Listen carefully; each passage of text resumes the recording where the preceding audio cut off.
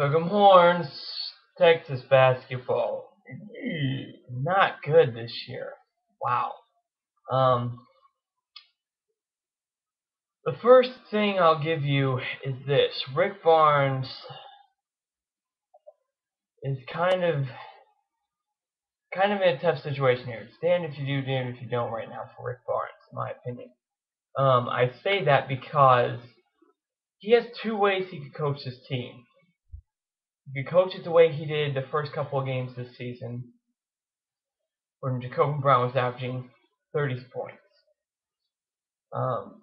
When Jacoby Brown was averaging, yeah, I think it was 30 points. It was like, I think,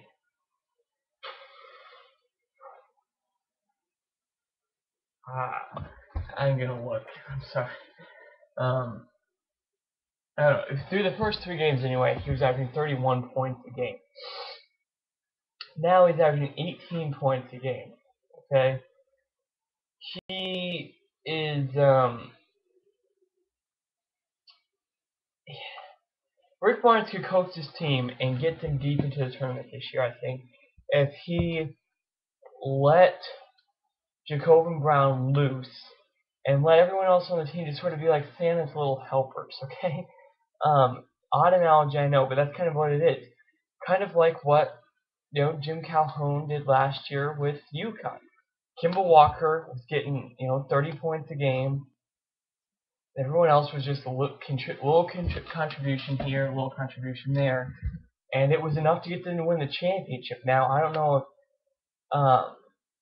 Jacoby Brown's as good as Kimball Walker was last year, but still, you're getting the drift. They could make a Sweet 16 or Elite 8 run with this team if they'd done that. Well, but I say damned if you do, damned if you don't, because if they had done that, then Jacoby Brown would have gone to the NBA, and next year we would have been in this situation where, okay, well, who's doing what's going on. So it looks like Rick Barnes, excuse me, is going to let himself have sort of a down year this season, so that next year he's hopefully still going to have Jacoby Brown, but also all these other guys who got a lot of experience this year because they weren't just sitting around watching Jacoby Brown, the one-man show. So either way, you're going to have a down year. And right now, I got to be honest with you, I don't know if Texas is going to be able to make the tournament. They've already got 4 losses. 3 of them to teams they really shouldn't have lost to. And to North Carolina, obviously, we should have lost them, but we got pounded by them. Not like we just lost by, if we had gone in there and lost by 10 points, I wouldn't have happened. But we got killed. And the Big 12 is usually a really, really weak conference in basketball. But this year, it's actually pretty tough. Texas A&M is underachieved so far, but they're still a tough team that's going to show up against us, at the very least. You got Missouri, Kansas State. I'm really not sure how good they're going to be overall, but then you got Kansas, Baylor.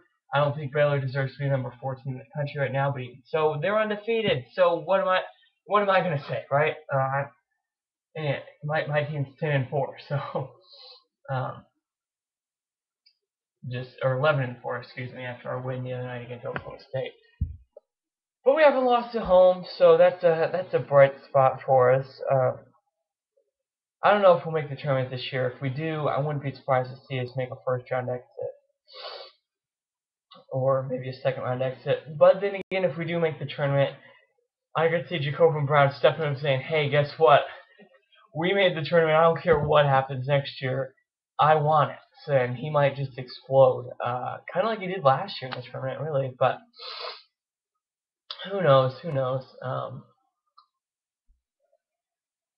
But it's been a tough go of it so far this year. That's my insight to what's been going on.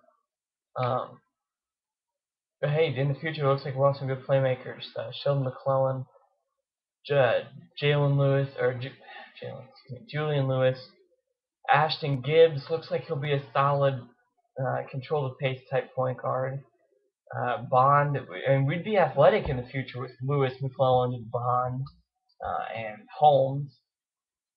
So we could be really good in a year or two. Next year, if Brown stays, or the year after, and of course, Maya Kabongo, good.